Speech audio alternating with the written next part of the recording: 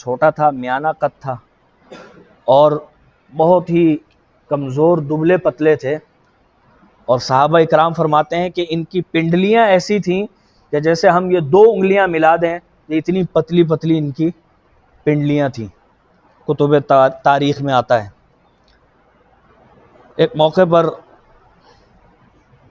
درخت پر چڑھے تیزی کے ساتھ یہ، اور رسول اللہ کے لیے کھجوریں توڑنے کے لیے گئے تھے کہ میں رسول اللہ کی خدمت میں کھجوریں پیش کروں گا۔ تو جب یہ اوپر چڑھے درخت پر تو ان کی پنڈلی پہ سے جو ہے نا وہ جو بھی شلوار تھی یا تہبند تھا وہ ہٹ گیا، پتلی پتلی پنڈلیاں نظر آنے لگی۔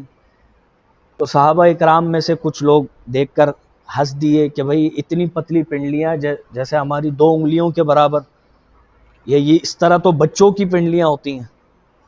تو نبی علیہ السلام نے اس موقع پر فرمایا تھا کہ یہ میرا صحابی اتنا جلیل القدر صحابی ہے یہ کہ کل قیامت کے روز جب اس صحابی کی پنڈلیوں کو تولا جائے گا تو یہ احد پہاڑ سے بھی زیادہ وزنی ہوں گی۔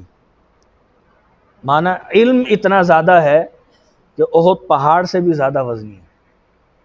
وہ روایت فرماتے ہیں، وہ اللہ کے رسول سے روایت کرتے ہیں، وَهُوَ الصَّادِقُ الْمَصْدُوقُ، اور اللہ کے رسول علیہ السلام سچوں میں سے سچے ہیں۔ یعنی اگر کسی نے سچے لوگوں میں تلاش کرنا ہو کسی سب سے سچے آدمی کو، وہ اللہ کے رسول ہے۔ صادق کہتے ہیں سچا آدمی، صادق نام بھی ہوتا ہے۔ آپ علیہ السلام نے فرمایا ان احدکم یجمع، تم میں سے ہر شخص کو یجمع جمع کیا جاتا ہے، یجمع جمع سے نکلا ہے، جمع کیا جاتا ہے، خلقہ فی بطن امہ 40 یوما نطفۃ، اس کی تخلیق کو اس کی ماں کے پیٹ میں 40 دن تک نطفے کی صورت میں رکھا جاتا ہے، ثم یکون علقۃ مثل ذلک، پھر اسی طرح 40 دن تک وہ نطفہ ماں کے پیٹ میں ہی رہتا ہے، ثم یکون علقۃ مثل ذلک، پھر اسی طرح 40 دن تک وہ ایک خون کی صورت اختیار کر لیتا ہے، علقہ خون ٹائپ گاڑی چیز، ثم یکون مضغۃ، پھر وہ کچی بوٹی کی صورت یا لوتھڑے کی صورت اس کو کہے، یعنی ایک تو خون ہوتا ہے، ایک آپ نے دیکھا ہوگا جمع ہوا خون سا ہوتا ہے، اس میں تھوڑی سی سختی آ جاتی ہے، جم جاتا ہے خون، اس کو کہتے ہیں لوتھڑا، مضغۃً عربی میں اسے کہتے ہیں۔ تو وہ 40 دن تک تقریباً لوتھڑے کی صورت میں رہتا ہے، ثم یرسل الیہ الملک، پھر اللہ تعالی فرشتے کو بھیجتا ہے۔ یرسلو یہ کس لفظ سے نکلا ہے؟ اردو کا کوئی قریب لفظ ہے، ارسال کرنا، خط ارسال کیا جاتا ہے، خط بھیجنے کو کیا بولتے ہیں؟ ارسال کرنا۔ تو اللہ جب فرشتے کو بھیجتا ہے یا اپنے کسی نبی کو بھیجتا ہے تو نبی کو رسول اس لیے کہتے ہیں، رسول بھی ارسال کے قریب ہے کیونکہ اللہ نے اسے بھیجا ہے، اس کے ذریعے ایک پیغام بھیجا ہے، اس لیے اس کو رسول کہتے ہیں۔ تو اللہ تعالیٰ یہ کتنے دن ہو گئے ٹوٹل؟ 40 40 40 120 دن، 40 40 80 ہو گئے، پھر ایک اور 40 120 دن، تقریباً 4 ماہ بنیں گے، 4 مہینے۔ جب 4 مہینے پورے ہو جاتے ہیں تو پھر اللہ تعالیٰ ایک فرشتے کو بھیجتا ہے، فَيَنفُخُ فِيهِ الرُّوحُ، وہ کیا کر رہا ہے؟ اس بچے میں روح پھونک دیتا ہے، یعنی 40 دن بعد بچے کے اندر روح آ جاتی ہے، 4 مہینے بعد، 4 مہینے بعد اس رحم میں جو بچہ ہے اس میں روح آ جاتی ہے۔ وَيُؤْمَرُ بِأَرْبَعِ كَلِمَاتٍ، اور پھر اس کے بارے میں اللہ تعالیٰ حکم دیتا ہے کہ اس بچے کے بارے میں 4 باتیں لکھ دو۔ یؤمر امر سے ہے، امر کا معنی کیا ہوتا ہے؟ حکم دینا۔ بِأَرْبَعِ، اربع کہتے ہیں 4 کو، واحد، اثنین، ثلاثہ، اربع، 4. اور کلمات یہ اردو کا لفظ ہے، کلمے کی جمع. تو 4 باتوں کا اللہ تعالیٰ حکم دیتا ہے کہ وہ 4 باتیں کیا کی جائیں؟ بکتب رزقہ، وہ لکھ دی جائیں. نمبر 1 رزق ہی، اس کے رزق کے بارے میں لکھ دیا جائے. اب یہ تقدیر کی باتیں ہو گئیں، تقدیر کی باتیں شروع ہو رہی ہیں. نمبر 1 تقدیر میں کیا لکھا؟ رزق کے بارے میں. وَأَجْلِهِ، اس کی موت کے بارے میں. اجل کہتے ہیں وقت کو، اور اس کا اطلاق عام طور پر موت کا وقت. قرآن کریم میں ہے اِنَّ أَجَلَ اللَّهِ إِذَا جَاءَ لَا يُؤَخَّرُ، جب موت کا وقت آ جائے تو پھر وہ مؤخر نہیں کیا جاتا کہ بھئی تھوڑی دیر بعد مار دینا اس کو. جب آئے گا وقت اسی وقت موت آ جائے گی. 2 چیزیں ہو گئیں. پہلی بات کیا لکھوائی؟ رزق. دوسرا اس کی موت کا وقت. وَعَمَلِهِ، اور تیسری چیز لکھواتا ہے اس کے عمل کے بارے میں. اس نے عمل کیا کرنے ہیں. لفظ عمل تو اردو میں آتا ہے، کامن سا ہے. وَشَقِيٌّ، اس کی بدبختی کے بارے میں. او سعید، اور نیک بختی کے بارے میں. سعید کا معنی نیک بخت، اور شقی بدبخت. تو اللہ کیا لکھواتا ہے؟ چوتھی چیز اس کی نیک بختی اور بدبختی. اگر آپ کو یاد ہو تو شاید میں نے پہلے سیشن میں غالباً کہا تھا کہ اللہ تعالیٰ کو 5 چیزوں کا علم ہے. وَيَعْلَمُ مَا فِي الْأَرْحَامِ، اس کو یہ بھی پتہ ہے کہ رحم میں کیا ہے. تو ہم لوگ عام طور پر یہ سنتے آئے ہیں کہ لڑکا لڑکی کے بارے میں اللہ کو علم ہے، حالانکہ الٹرا ساؤنڈ میں لڑکا لڑکی کا پتہ چل جاتا ہے. تو میں نے اس وقت بتایا تھا کہ اللہ تعالیٰ یہ جانتا ہے کہ یہ نیک بخت ہے یا بدبخت ہے، کیونکہ دنیا کا کوئی بھی انسان یہ نہیں بتا سکتا. ضروری نہیں ہے کہ کسی عالم کے گھر میں، کسی نبی کے گھر میں پیدا ہوا شخص نیک بخت ہو. اس کی مثالیں موجود ہیں. میں نے مثال دی تھی نوح علیہ السلام کے بیٹے کی اور لوط علیہ السلام کی بیوی کی. نبی کے گھرانے میں ہے لیکن بدبخت ہے. اور فرعون جیسے بدبخت کے گھر میں سیدہ آسیہ ہے، نیک بخت ہے. تو بدبخت اور نیک بخت کے بارے میں وہاں پر ذکر ہے کہ اللہ جانتا ہے وہ بات، کوئی اور نہیں جانتا. تو اللہ نیک بختی اور بدبختی لکھواتا ہے. فَوَاللَّهِ الَّذِي لَا إِلَٰهَ غَيْرُهُ، اس ذات کی قسم کہ جس کے علاوہ کوئی معبود نہیں. واللہ، واللہ جو ہے نا یہ اردو میں بھی کچھ لوگوں کا تکیہ کلام ہوتا ہے، واللہ ایسا، واللہ ایسا. تو واللہ کا معنی ہوتا ہے اللہ کی قسم، واو قسمیہ. الذی، وہ ذات، لا الہ، نہیں ہے معبود، غیرہ، اس کے علاوہ. غیر اردو میں بھی ہم کہتے ہیں غیر آدمی، یعنی اس کے علاوہ جو بندہ تھا نا وہ غیر برادری کا، یعنی برادری سے ہٹ کر کوئی بندہ آیا تھا. تو اللہ کے علاوہ اس ذات کی قسم جس کے علاوہ کوئی معبود نہیں. ان احدکم، بے شک تم میں سے کوئی ایک. ان کا معنی یہ ایک لفظ ہے جو آپ یاد کر لیں، کیونکہ ان قرآن کریم میں بھی بہت دفعہ آتا ہے اور احادیث میں بھی آتا ہے. ان کا معنی یقیناً، بے شک، یقیناً، بے شک. یہ چاہیں تو لکھ لیں اور کوئی نہ کوئی ایک آدھ لفظ ایسا نیا لکھ لیا کریں.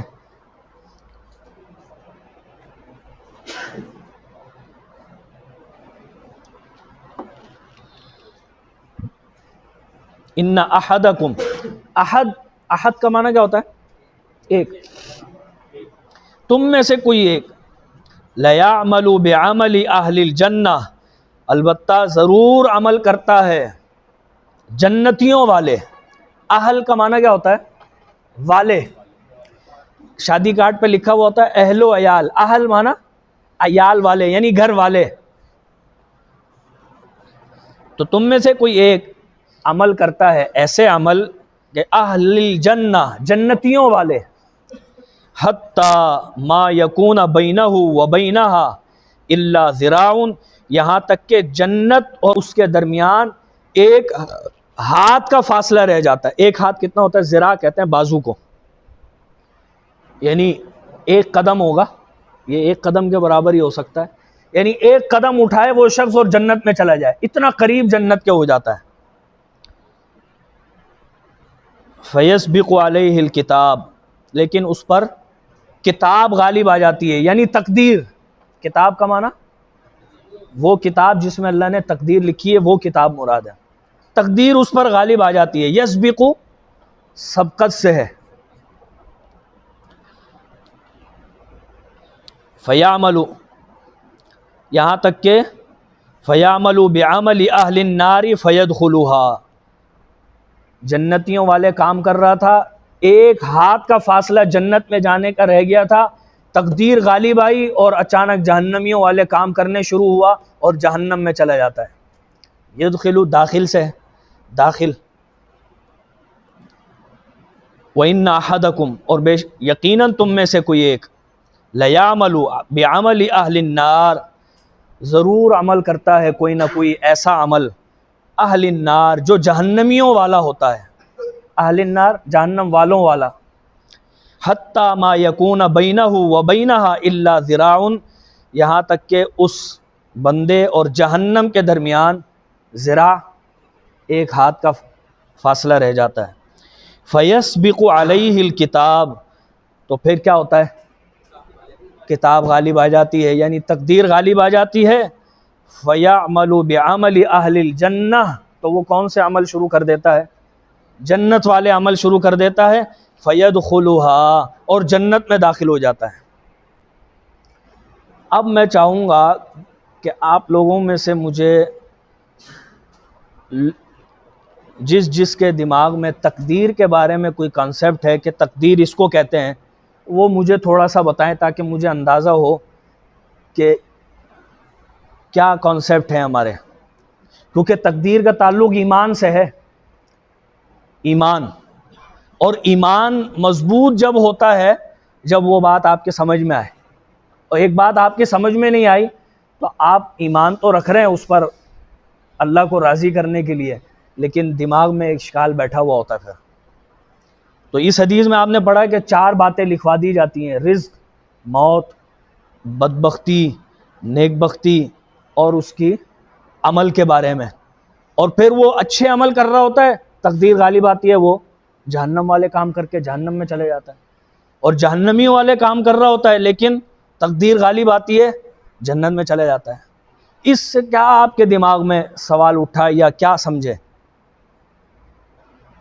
یہ جو کہا جاتا ہے کہ اللہ تعالیٰ نے جو تقدیر ہے وہ ساری پہلے سے سب بندوں کی 500 کتنے سال پہلے لکھ دی ہے، تو ایک تو اس میں یہ ہے کہ جب اللہ نے پہلے ہی لکھ دی ہے سب چیزیں، تو پھر ہماری تقدیر جو ہے مطلب اس میں ہم کیسے کام کریں. ایک تو اس کے ہم سوال بھائی جب اللہ نے جہنمی لکھ دیا اور ہم نمازیں پڑھ رہے ہیں تو یہ دماغ میں آتا ہے بھائی وہ تو ضائع ہو گئی ساری، وہ کہ اللہ نے، حالانکہ یہ کانسیپٹ غلط ہے. اچھا وہ جو آپ حدیث کہہ رہے ہیں نا، وہ میں آپ کو ذکر کر دیتا ہوں. نبی علیہ السلام نے فرمایا: کتب اللہ مقادیر الخلائق قبل ان یخلق السماوات والارض بخمسین الف سنۃ، 50,000 سال پہلے، کائنات کے بننے کے، زمین و آسمان کے بننے کے 50,000 سال پہلے اللہ نے تقدیر لکھ دی. اور سب سے پہلے اللہ نے قلم بنایا، اور اللہ نے قلم کو حکم دیا: اکتب، لکھو. قلم نے کہا: ما اکتب، میں کیا لکھوں؟ تو اللہ نے فرمایا: اکتب القدر، لوگوں کی تقدیر لکھ دے، جو کچھ قیامت تک ہونا ہے وہ لکھ دے. فکتبہ، اس قلم نے لکھ دیا، ما کانا، جو ہوگا، وما ہوا کائن الی الابد، اور جو ہوتا رہے گا قیامت تک، وہ ساری باتیں لکھ دی. تو انہوں نے ایک اشکال اٹھایا کہ بھئی انسان جو ہے وہ اچھے کام کرتا رہتا ہے لیکن تقدیر میں جو لکھا ہوا ہے تو پھر تو وہی ہونا ہے. کوئی اور سوال ہے کسی کے دماغ میں بھئی تقدیر کے بارے میں؟ جو ہم لوگ فطر میں جو دعا پڑھتے ہیں، جو دعا ہے جو مادی کی منفائی دعا آخر میں جا کے ہم کہتے ہیں کہ وہ تقدیر میں ہمارے جو لکھا ہے اس کو مٹا دے یا بدل دے، کیا وہ بھی نہیں اس میں میرے وہ تو نستغفروک و نتوب الیک و صلی اللہ علی النبی محمد ہے. اسی پوری جو اللہم آتنی فی من ہدیت وعافنی وعافنی فی من عافیت و تولنی فی من تولیت. ہاں جو فیصلہ اللہ نے کر دیا تو وہ تو ہاں اٹل ہو گیا. اور کوئی سوال؟ چلیں تقدیر بدل بھی سکتی ہے دعا سے، دعا سے، دعا سے بدل سکتی ہے. ہم اپنے عمل سے بدل سکتے ہیں. اب تھوڑی سی میں گزارشات رکھتا ہوں، امید ہے انشاءاللہ آپ کو کلیئر کرنے کی کوشش کروں گا. بنیادی بات تو یہ ہے کہ اگر انسان کا دماغ چھوٹا ہو، یعنی سمجھ بوجھ کم ہو اور علم کم ہو، تو اسے تقدیر کے بارے میں نہیں الجھنا چاہیے، کیونکہ اس سے اس کے ذہن میں ایسے ایسے خیالات آ سکتے ہیں جو خدا نخواستہ کفر تک لے جا سکتے ہیں. اور چونکہ جیسے جیسے عقل بڑھتی ہے یا علم بڑھتا ہے تو سوالات بھی بڑھتے جاتے ہیں. صحیح ہے. تو اگر آج کی اس نشست میں بھی کسی کے ذہن میں یا کانسیپٹ میں کوئی کلیئرٹی نہ آئے تو پھر اس کو اس وقت تک ایمان تک رہنا چاہیے جب تک وہ اور بڑا نہ ہو جائے یا اس کے دماغ میں یا اس کے خیالات میں علمی بات نہ آ جائے کوئی. تقدیر جو ہے نا یہ قدر سے ہے. قدر کا معنی ہوتا ہے اندازہ کرنا. صحیح ہے نا؟ اچھا ہمارا اندازہ کچھ اور ہے، اللہ کا اندازہ کچھ اور ہے. یعنی ہم اپنا اندازہ جو ہے نا وہ کبھی کبھی ہمارا غلط بھی ہو جاتا ہے، لیکن اللہ تعالیٰ کا اندازہ کبھی بھی غلط نہیں ہو سکتا. صحیح ہے نا؟ تو اللہ تعالیٰ نے جو تقدیر لکھوائی ہے وہ اصول و اسباب لکھوائے ہیں. اصول و اسباب، اصول و اسباب مطلب کہ قیامت تک وہی اصول چلیں گے. مثال کے طور پر اسے آپ فطرت بھی کہہ سکتے ہیں، فطری قوانین بھی کہہ سکتے ہیں. صحیح ہے. یعنی یہ لکھوا دیا کہ پانی جب اونچائی سے گرے گا نا تو وہ اوپر کی طرف نہیں جائے گا، نیچے بہے گا.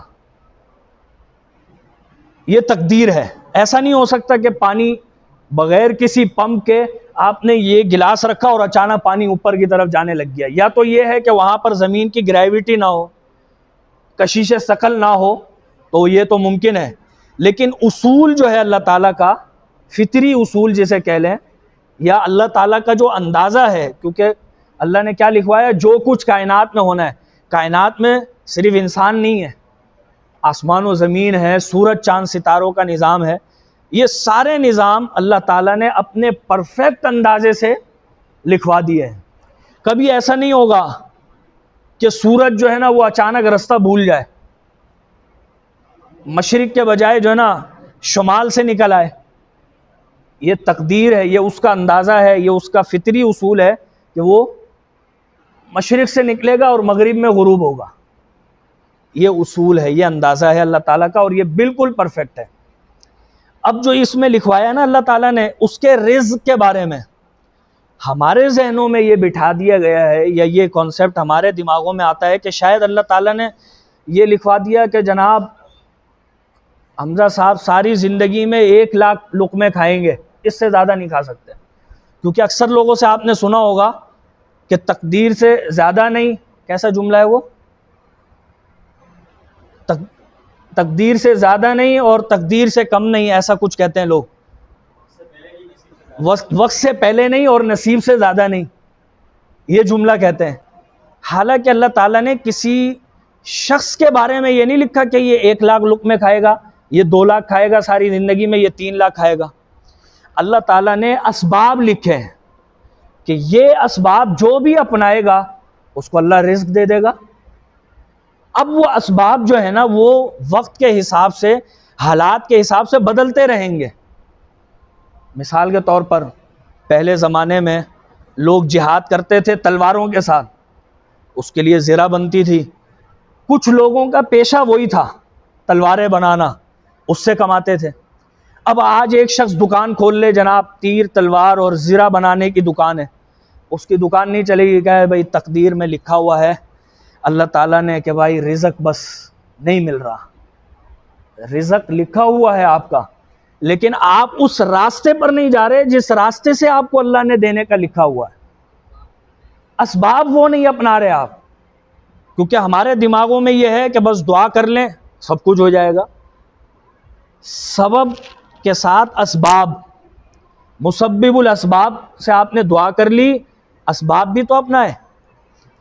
رسول اللہ صلی اللہ علیہ وسلم جہاد کے میدان میں جاتے تھے، آپ کی دعا اتنی پر اثر ہوتی تھی کہ آپ اگر دعا کر دیں کہ اللہ مشرکوں کو، جس طرح ہمارے ہاں دعا ہوتی ہے نا، اللہ ان کے توپوں میں، ان کے طیاروں میں کیڑے ڈال دے، اس سے کچھ بھی نہیں ہوتا، ہاں نیست و نابود کر دے، رسول اللہ صلی اللہ علیہ وسلم بھی یہ دعائیں کر سکتے تھے، لیکن آپ نے، کیونکہ آپ کو تقدیر کا کانسیپٹ کلیئر تھا، اللہ نے اسباب لکھوائے ہیں۔ جنگ جیتنے کا سبب یہ ہے کہ آپ میدان میں لکھ لو، جس سے آپ کا مقابلہ ہے اس سے اپنی طاقت کو دگنا کرو، دگنا نہیں ہے مجبوری ہے تو اللہ سے مدد مانگو اور اپنا ایمان اسٹرانگ رکھو، بہادری کے ساتھ لڑو، اللہ غیبی مدد بھیج دے گا۔ رسول اللہ صلی اللہ علیہ وسلم کے بارے میں آتا ہے جب بدر کا مارکہ ہوا تو آپ علیہ السلام نے مشورہ کیا تھا کہ بھائی کہاں پڑاؤ ڈالیں۔ صحابہ اکرام میں سے ایک صحابی رسول نے مشورہ دیا کہ آپ بدر کے کنویں پر قبضہ کریں، بدر کے کنویں کے پاس آپ پڑاؤ کریں تاکہ مسلمانوں کو پانی کی کوئی تنگی اور تکلیف نہ ہو۔ رسول اللہ نے اس پر عمل کیا، پھر آپ نے صف بندی فرمائی، اور آپ کو اتنا یقین تھا کہ آپ نے پہلے سے بتایا کہ فلاں جگہ پر وہ مرے گا کافر، فلاں جگہ وہ کافر مرے گا، اتنا یقین تھا، لیکن پہلے کیا اسباب اپنائے، صف بندی کی، اور خیمے میں آپ تشریف لے گئے اور زار و قطار روتے ہوئے دعا کی، حتیٰ کہ آپ کے کندھے پر جو چادر تھی وہ گر گئی، اتنا زار و قطار روئے۔ اور جب آپ خیمے سے باہر تشریف لائے تو صحابہ اکرام فرماتے ہیں کہ آپ اپنی ران مبارک پر ہاتھ مارتے ہوئے، جیسے ایک پہلوان نکلتا ہے نا پورے یقین کے ساتھ کہ آج دشمن کو گرا دوں گا، اس طریقے سے آپ باہر تشریف لائے اور اللہ نے اس جہاد میں، تو سبب اور مسبب الاسباب، تو اللہ تعالیٰ نے تقدیر کے اندر ہر بندے کی تقدیر میں یہ لکھا ہوا ہے، میری اور آپ کی، کہ فلاں بندہ یہ اسباب اتنی فیصد اپنا لے اس کو اتنا رزق مل جائے گا۔ مثال کے طور پر پہلے زمانے میں کچھ عرصہ پہلے، 10 سال پہلے تک لوگ بن کباب کا ٹھیلا لگاتے تھے، کچھ لوگ موچی ہوا کرتے تھے۔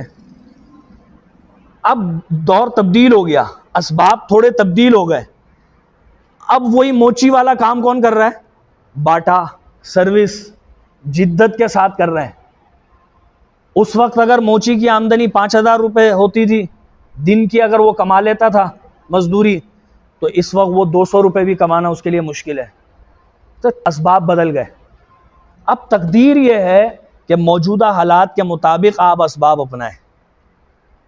آپ بن کباب بیچتے تھے، برگر بیچتے تھے، اس میں نئی نئی ورائٹی آ گئی، زنگر آ گیا اور جو چیزیں لوازمات آ گئے۔ اب پہلے زمانے میں تو پٹھان کے ہوٹل پہ صرف پراٹھا چائے ملتا تھا، اب اس کے پاس بھی 20 قسم کے پراٹھے ہیں جدید، اور اگر وہ وہی چیز، وہی انڈا پراٹھا اور وہی چیز لگا کے بیٹھا رہے اس دور میں بھی، اور وہی ڈھابا بھی اس کا وہ چارپائیوں والا ہو، تو لوگ تو نہیں جائیں گے، لوگوں کو جدت چاہیے۔ تو تقدیر یہ ہے کہ وہ اسباب اپنائے جائیں جو اللہ تعالیٰ نے لکھے ہوئے ہیں۔ کوشش، نبی علیہ الصلوۃ والسلام کے صحابی کو آپ علیہ السلام نے ایک موقع پر ایسی بات کہی کہ جس سے آپ علیہ السلام نے فرمایا جس کے دل میں رائی کے دانے کے برابر بھی ایمان ہوا وہ جنت میں جائے گا، اور جس کے دل میں رائی کے دانے کے برابر تکبر ہوا وہ جہنم میں جائے گا۔ صحابی رسول فرمانے لگے اللہ کے رسول سب کو بتا دوں جا کے؟ آپ نے فرمایا فیت تکیلو، وہ اسی پر ہی بیٹھ جائیں گے کہ بھائی بس ایمان ہو تو جنت میں جائیں گے، عمل چھوڑ دیں گے۔ اعملو، عمل کرتے رہو، فکل میسر لما خلق لہ، اس لیے کہ تم عمل کرتے رہو، اللہ نے تمہیں جس چیز کے لیے پیدا کیا ہے تمہارے لیے اس کام میں آسانی ہوتی رہے گی، اور تم عمل ہی نہ کرو، گھر پہ بیٹھے ہوئے کہا جی بس اللہ تعالیٰ دینے والا ہے، اس طرح رزق نہیں ملے گا۔ تقدیر جہاں تقدیر کے اچھے برے ہونے پر ایمان رکھنا ہے. پچھلی حدیث میں آپ نے پڑھا تھا اچھا برا ہونا کیا ہے کہ ایک انسان وسائل و اسباب اپنائے گا اس کی تقدیر اچھی ہو جائے گی, اور وسائل و اسباب نہیں اپناتا. بعض دفعہ ایسا بھی ہوتا ہے کہ وسائل و اسباب اپنا لیے اور بظاہر وہ اپنا رہا ہے لیکن اس طریقے پر نہیں اپنا رہا ہے جس طریقے پر اپنانے چاہیے. تو اللہ تعالیٰ نے رزق کے بارے میں لکھ دیا, عمل کے بارے میں لکھ دیا کہ یہ عمل کرے, کوشش کرے. آپ دیکھ رہے ہیں کہ جو لوگ محنت کرتے ہیں رزق انہی کو ملتا ہے, اور جو محنت نہیں کر رہے گھر پہ بیٹھے ہوئے ہیں وہ پریشان ہوتے ہیں. میں آپ سے ایک سوال کرتا ہوں, اللہ تعالیٰ نے جس طرح رزق لکھوا دیا ایسے ہی عمر کے بارے میں بھی تو لکھوا دیا نا, کہ بھائی موت کے بارے میں لکھوا دیا, اجل کا لفظ آپ نے پڑھا ہے. تو میرا ایک سوال ہے کہ اللہ تعالیٰ نے اگر کسی کے بارے میں لکھ دیا کہ فلاں شخص 70 سال کی عمر کو مرے گا اور اس کو کسی نے قتل کر دیا تو قاتل کو سزا کیوں ہوتی ہے؟ بھائی قاتل یہ کہہ دینا کہ اللہ تعالیٰ نے تقدیر میں لکھا ہوا تھا لہذا میں نے مار دیا, میں نے تو گویا وہ کام آسان کر دیا, اس کو یہ کہنا چاہیے. لیکن کیا اس کو سزا دی جاتی ہے؟ وجہ یہ ہے کہ مرنے کے اسباب میں اللہ تعالیٰ نے قتل نہیں لکھوایا تھا. قتل فطرت کے خلاف ہے. بیماری ہے, بیماری کی وجہ سے بندہ مر جاتا ہے, لیکن آپ نے دیکھا ہوگا بیماری کی ایک شدت آتی ہے پھر مرتا ہے بندہ. اس شدت کو جب تک نہیں پہنچتا جب تک کوئی بھی نہیں مرتا. صحیح ہے. تو ایسے ہی قاتل کو سزا اسی وجہ سے دی جاتی ہے کہ اللہ تعالیٰ نے جس طرح حدیث شریف میں آتا ہے نا, اس امت کی عمریں 60 سے 70 سال ہیں, یعنی میکسیمم عمر یہ ہے, لیکن قاتل قتل کرنے والے کو اس سے پہلے مار دیتا ہے. اللہ تعالیٰ فرماتا ہے قرآن کریم میں سورہ فاطر میں وَمَا يُعَمْرُ مِن مُعَمَّرٍ وَلَا يُنْقَصُ مِنْ عُمُرِهِ إِلَّا فِي کتاب. کسی شخص کی عمر زیادہ نہیں کی جاتی اور نہ ہی کم کی جاتی ہے مگر وہ بھی تقدیر میں لکھا ہوا ہے. یعنی معنی یہ ہے کہ کوئی بندہ اپنی مرنے کی عمر کو پہنچنے سے پہلے بھی مر سکتا ہے, اور وہی ہے کہ کوئی شخص قتل کر دے تو گویا اس نے, رسول اللہ نے جو حدیث بتائی ہے کہ 60 سے 70 سال عمریں ہوں گی, اصل عمر اس کی وہ تھی لیکن اس نے اس کو پہلے مار دیا, اس وجہ سے اس کو سزا ہوگی کہ تم نے اس کو, اللہ تعالیٰ نے تو اس کو ابھی نہیں مارنا, اللہ نے تو وہ اسباب لکھے ہی نہیں ہے, قتل والا سبب تقدیر میں نہیں ہے, ورنہ تو قاتل یہ کہہ سکتا ہے کہ بھائی میں نے تو تقدیر پر عمل کرایا ہے. صحیح ہے, کچھ بات سمجھ میں آ رہی ہے پتہ نہیں. صحیح ہے. تو تقدیر جو ہے نا وہ اللہ تعالیٰ کا پرفیکٹ اندازہ ہے کہ کس شخص کو بیماری کس درجے کی ہوگی وہ مر جائے گا, وہی بیماری دوسرے کو ہو جائے وہ بھی مر جائے گا, یہ بھی تقدیر ہے. تقدیر یہ بھی ہے, پتھر ہے نا, پتھر آپ کسی کو بسم اللہ پڑھ کے مار دیں, کسی کو گالی دے کے مار دیں, کسی نبی کو مار دیں, کسی ابو جہل کو مار دیں, پتھر کیا کرے گا اگر اس پاور اس ویلاسٹی کے ساتھ لگے گا اس کا سر پھاڑ دے گا. رسول اللہ کے دندان مبارک شہید ہوئے تھے, انہوں نے پتھر مارے تھے نا. تقدیر یہ ہے کہ پتھر اگر اس رفتار سے لگے گا نا تو سر پھٹ جائے گا. بعض دفعہ ایسا ہوتا ہے کچھ لوگوں کو ہم دیکھتے ہیں ایکسیڈنٹ ہوا مر گئے, کچھ لوگ ایکسیڈنٹ ہونے کے باوجود زندہ ہیں. مطلب یہ کہ جس شدت کے ساتھ ایکسیڈنٹ میں مرنے کا لکھا تھا ابھی اس شدت کے ساتھ نہیں لگی اس کو چوٹ, اس وجہ سے وہ بچ گیا, اور جس کا مرنا لکھا ہوا تھا اسے اس شدت کے ساتھ لگ جاتی ہے. تو تقدیر جو ہے نا یہ کائناتی اصول ہے. صحیح ہے نا, یہ کائناتی اصول ہے. اچھی تقدیر بھی لکھی ہوئی ہے, بری بھی. ایک مثال دیتا ہوں شاید اس سے اچھی اور بری تقدیر پتہ چل جائے. سیدنا عمر فاروق رضی اللہ تعالیٰ عنہ ایک موقع پر ایک علاقے میں تشریف لے گئے. ابو عبیدہ ابن جراح جلیل القدر صحابہ بھی ساتھ ساتھ تھے. پتہ چلا کہ وہاں پر طاعون پھیلا ہوا ہے. اب طاعون ایسی بیماری تھی اس وقت لا علاج, جس طرح آج آپ سنتے ہیں بھئی کینسر لا علاج ہے, اس اسٹیج پر پہنچ جائے, کینسر کا کہتے ہیں بھائی آخری اسٹیج چل رہا ہے، یعنی ڈاکٹروں نے جواب دے دیا، کیا مانا کہ وہ آخری اسٹیج ہے، ابھی تک اس کی دوا نہیں نکلی. تو اس وقت جو ہے طاعون کی بیماری کا علاج کوئی نہیں تھا. تو سیدنا عمر کو جب پتہ چلا، عمر فاروق فرمانے لگے بھائی یہاں نہیں رکنا، چلو چلو آگے چلتے ہیں، ہم اگلے علاقے میں چلیں گے. تو ابو عبیدہ ابن جراح فرمانے لگے افرت من قدر اللہ، کیا آپ اللہ کی تقدیر سے بھاگ رہے ہو؟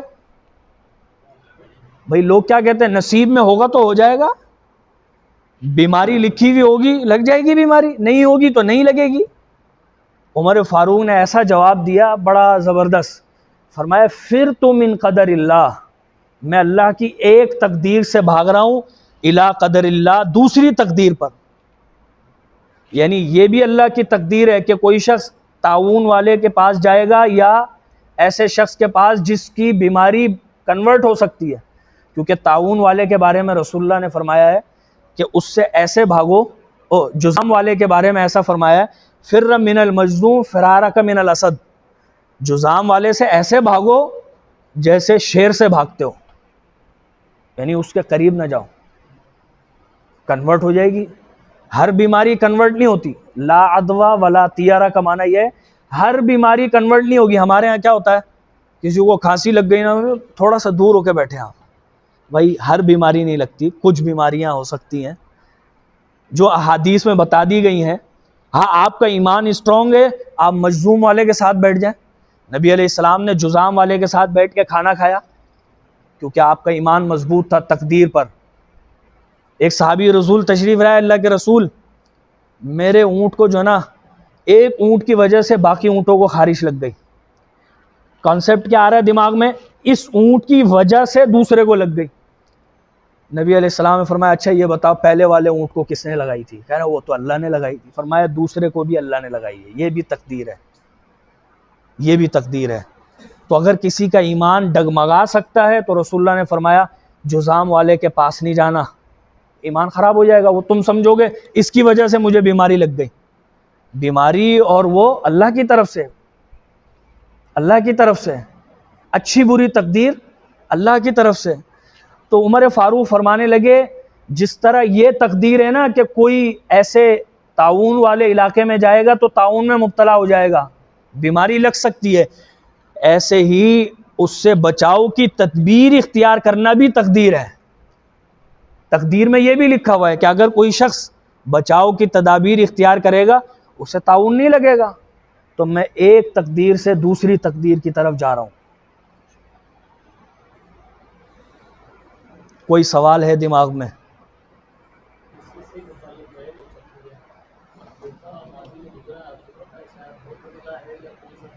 ہاں تقدیر کو آج کل بھی کچھ لوگ ہیں، ہمارے بزرگ تھے وہ ابھی کچھ دن پہلے بہت ہوئے تو ہندی جماعت کے تھے، جی جی. وہ ہمارا بہت مذاق اڑایا کرتے تھے، ہم لوگوں کو کہتے تھے وجہ اس کی یہی ہے، وجہ اس کی یہی ہے کہ تقدیر کے بارے میں کوئی بات نہیں کرتا.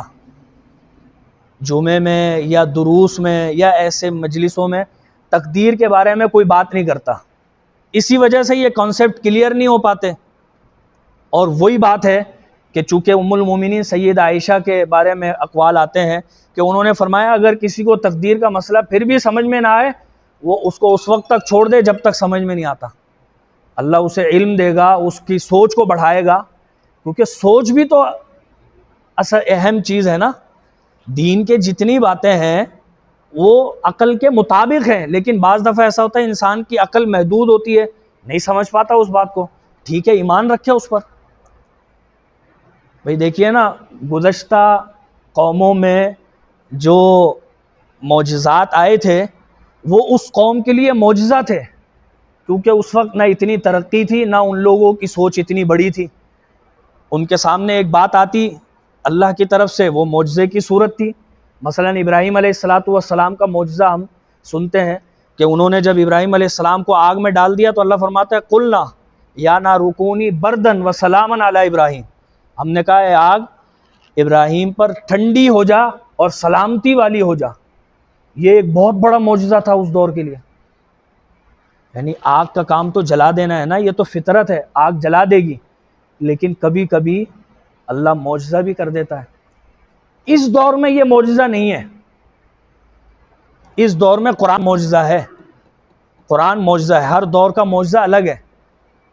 اس دور میں یہ والا معجزہ جو ہے نا، میں اور آپ بھی اس طرح کا کر رہے ہیں، ایسا نہیں، کیونکہ یہ معجزہ تو اللہ کی طرف سے تھا، لیکن کچھ سائنسی ایجادات ایسی ہیں جن نے بتا دیا کہ یہ اس دور کا معجزہ نہیں ہے۔ آنکھوں میں بتاؤں، اے سی جو ہے نا، اے سی جو چلتا ہے، یہ جب آپ الیکٹرک سٹی میں تار لگاتے ہیں نا پھر چلتا ہے۔ الیکٹرک سٹی کیا ہے؟ آگ ہے، کسی کو شارٹ لگ جائے نا وہ کوئلہ بن جاتا ہے، آگ ہے۔ اس آگ کو پروسیس کر کے، گرم آگ کو پروسیس کر کے ایسا کر دیا، بردن کر دیا پہلے اس کو ٹھنڈا، پھر بردن کے ساتھ ریموٹ ہاتھ میں دے دیا، سلامن ہو گئی کہ بھائی جو ہے نا وہ 16 ڈگری پر سردی زیادہ لگ رہی ہے، ٹھنڈک کم کر دو تاکہ زیادہ تکلیف نہ ہو اس ٹھنڈک سے۔ تو اس دور میں جو ہے نا یہ معجزہ نہیں رہے گا۔ ہاں ہمارا ایمان ہے کہ اللہ نے انہیں یہ معجزہ دیا ہوگا۔ اس دور میں قرآن معجزہ ہے، تو چونکہ اس دور کی عقل، لوگوں کی عقل وہاں تک تھی، اس دور میں عقل اور وسعت پا گئی، سائنسی دور ہے، اس لیے قرآن معجزہ قرار دے دیا گیا۔ تو عقل بڑھتی جاتی ہے، انسان کا علم بڑھتا جاتا ہے، نالج بڑھتی ہے، اس کو اور باتیں سمجھ میں آ سکتی ہیں۔ جب بچہ ہوتا ہے نا، میرا چھوٹا بیٹا ہے، وہ کبھی کبھی جو ہے نا رات کے وقت اس کے سوالات ختم نہیں ہوتے، بابا یہ اندھیرا کیوں ہو رہا ہے؟ اب ان کو بتاؤ بھائی لائٹ جب بند ہو جاتی ہے نا اس لیے اندھیرا ہو رہا ہے، اس کو یہ بات سمجھ میں نہیں آ رہی۔ تھوڑا بڑا ہوتا ہے بچہ، بلب دیکھ رہا ہے، یار یہ بلب کیسے جل رہا ہے، بٹن دباتا ہوں یہ جل جاتا ہے، اس کو وہ بات سمجھ میں نہیں آ رہی۔ تھوڑا سا اور بڑا ہوتا ہے یہ بات سمجھ میں آ جاتی ہے، یار الیکٹرک سٹی کا کنیکشن ہے اس لیے ہو رہا ہے۔ اب یہ سمجھ میں نہیں آتا کہ بجلی بنتی کیسے ہے، یہ الیکٹرسٹی کیا ہوتی ہے، وقت کے ساتھ ساتھ پتہ چلتی جاتی ہے۔ تو بالکل اسی طرح کچھ باتیں اگر نہیں سمجھ میں آتی تو اس میں گھبرانے کی ضرورت نہیں ہوتی، اس کو اللہ کے حوالے کر دیں اور اللہ سے دعائیں کریں کہ اللہ کوئی سبب بنا دے مجھے یہ سمجھ میں آ جائے، یا اہل علم سے پوچھ لیں۔ تو یہ تقدیر کے معاملات یہ بہت آسان ہیں، اللہ کی طرف سے اصول ہیں، اور وہ اصول سب پر اپلائی ہو جاتے ہیں۔ یعنی وہ تقدیر میرے لیے بھی وہی ہے، ایسا نہیں ہے کہ میرے لیے کچھ اور اصول ہیں اللہ کے، آپ کے لیے کچھ اور ہیں، انبیاء کے لیے کچھ اور تھے۔ بھائی انبیاء علیہ السلام کے لیے اگر اصول تقدیر کے کچھ اور ہوتے تو انبیاء علیہ السلام کو اللہ تعالیٰ روزی رزق اپنی طرف سے دیتا رہتا، بنی اسرائیل کی طرح من و سلوہ دے دیتا، لیکن انبیاء علیہ السلام نے محنت کی، بکریاں چرائیں، اور صحابہ اکرام نے یہودیوں کے باغ میں کنویں سے پانی نکال کر مزدوری کی، کھیتی باڑی کی۔ ہم بھی کھیتی باڑی کریں گے ہمیں بھی روزی ملے گی، اسباب ہم اپنائیں گے ہمیں بھی روزی ملے گی، عمل اچھے کریں گے۔ اور اس حدیث کے اندر ایک آخری بات جو بڑی حیران کن، جس سے ایک الگ طریقے کا کانسیپٹ اٹھا تھا، کہ ایک بندہ جنتیوں والے کام کرتا رہتا ہے، پھر تقدیر غالب آ جاتی ہے، اچانک جہنمیوں والے کام کرتا ہے اور جہنم میں چلے جاتا ہے۔ اللہ تعالیٰ نے یہ نہیں لکھا ہوا کہ فلاں شخص جہنمی، فرعون جہنمی، فلاں شخص جنتی، یہ نہیں لکھا ہوا۔ عمل لکھے ہوئے ہیں کہ یہ عمل فرعون اپنا لے یا کوئی بھی اپنا لے وہ جہنم میں جائے گا، عمل اپنا لے۔ نام لکھنے کا مطلب تو یہ ہو گیا کہ وہ محض مجبور ہو گیا۔ معتزلہ یہی تو کہتے ہیں، اسی وجہ سے تو ان کے دماغ میں گمراہی پھیلتی ہے۔ وہ کہتے ہیں انسان تو محض عقل کی بنیاد پر سب کچھ سمجھے۔ اشاعرہ ان کا الگ مسلک، وہ کہتے ہیں نہیں، سارا اختیار اللہ تعالیٰ کا ہے، جبکہ اہل سنت کا اور ہمارا عقیدہ یہ ہے کہ اللہ تعالیٰ نے اپنے اختیارات کے باوجود بندے کو اختیار دیا ہے، راستے دونوں بتائیں، نماز پڑھ لو یا کسی بار میں چلے جاؤ، کیسینو میں چلے جاؤ، دونوں راستے دکھا دیے۔ اب اگر وہ بندہ اپنا اختیار غلط استعمال کرے گا تو پوچھ ہوگی اس سے، لیکن اللہ یا اس کا فرشتہ پکڑ کے اس کو اچھائی کی طرف یا برائی کی طرف نہیں لے جائے گا۔ یا اللہ نے اس کا نام لکھ کر یہ نہیں لکھ دیا کہ یہ بندہ تو جہنم میں ہی جائے گا، آپ کچھ بھی کر لے۔ اسباب لکھے ہوئے ہیں کہ فلاں شخص، نام کے ساتھ، کہ فلاں شخص یہ اسباب اپنا لے جنت میں جائے گا۔ اب وہ جو روایت ہے نا کہ آخر میں وہ یہ سمجھانا چاہتا ہے اللہ تعالیٰ اپنے حبیب کے ذریعے کہ دنیا میں بھی یہی اصول ہے۔ ایک شخص 50 سال زندگی گزارتا ہے، 50 سال، اور ایک اچھا شہری ہو کر زندگی گزارتا ہے، کوئی جرم نہیں کیا، لیکن 50 سال بعد کیا ہوتا ہے، اچانک جرم کر لیتا ہے، کسی کو قتل کر دیا۔ تو اب ایسا اصول نہیں ہے کہ جناب اس نے 50 سال بہت اچھے گزارے تھے، اچھا سٹیزن تھا، لہذا قتل ہو گیا تو معاف کر دو اس کو، نہیں، اگر آخر میں بھی گناہ ہوگا پکڑ ہوگی۔ تقدیر کا وہ اصول اٹل رہے گا کہ قاتل کو سزا ملے گی، بھلے وہ عمر کے آخری حصے میں کرے، پیچھے اچھی زندگی گزاری، اور ایک شخص برائی والی زندگی گزار رہا تھا لیکن لکھا ہوا ہے کہ یہ توبہ کر لے اور بھلے آخر میں ہی اچھے کام کر لے، اس کو جنت ملے گی، کیونکہ حدیث شریف میں آتا ہے رسول اللہ صلی اللہ علیہ وسلم نے فرمایا انما الاعمال بالخواتیم، اعمال کا دار و مدار خاتمے پر ہے، کس حالت میں مرا وہ آپ نے مشہور حدیث سنی ہوگی، نبی علیہ السلام نے فرمایا بنی اسرائیل میں ایک شخص نے 99 قتل کیے تھے۔ ایک مولانا کے پاس پہنچ گئے، وہ کہنے لگے کہ بھائی میں نے 99 قتل کیے ہیں، کیا میری معافی ہوگی؟ کہنے لگے نہیں، معافی نہیں ہوگی۔ بس اسی دن سینچری پوری کر دی، اس کو بھی مار دیا۔ پھر ایک اللہ کے بندے سے اس کا واسطہ پڑا تو اس کو معلوم ہوا کہ نہیں، توبہ کا دروازہ تو کھلا ہوا ہے، اس نے اللہ سے پکی سچی توبہ کی، اور اس حدیث میں آتا ہے کہ اسے جب اللہ کے بندے کا پتہ چلا کہ جو یہ بتاتا ہے توبہ کے بارے میں، وہ اس راستے پر چل پڑا کہ اس میں راستے پر چل کر شاید اللہ مجھے معاف فرما دے۔ اتفاق ہے کہ راستے میں ہی موت واقع ہو گئی، راستے میں ہی موت واقع ہو گئی۔ جہنم کا اور جنت کے دونوں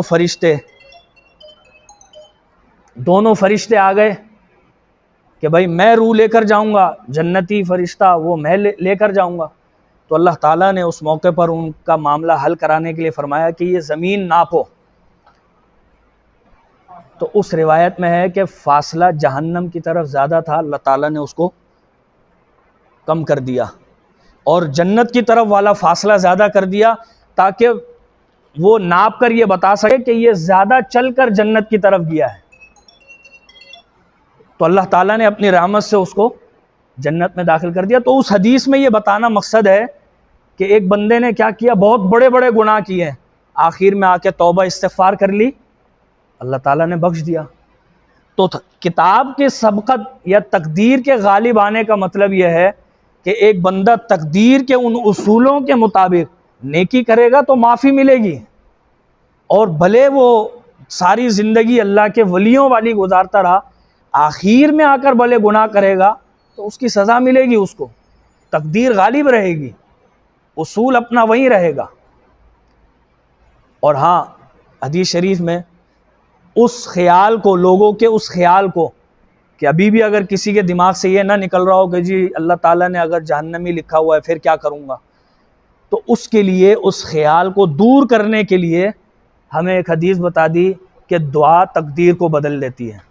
اللہ سے دعا کرتے رہو اللہ تعالیٰ مجھے سعداء میں لکھ دے، نیک بخت لوگوں میں لکھ دے، اللہ تعالیٰ تقدیر بدلنے پر غالب ہے۔ اللہ تعالیٰ سے دعا ہے کہ رب العالمین ہمیں دین کی باتیں سمجھنے کی توفیق دے۔ یہ حدیث شریف جی، تو اب ایک دفعہ بس میں الفاظ پڑھے بغیر ترجمہ کر رہا ہوں۔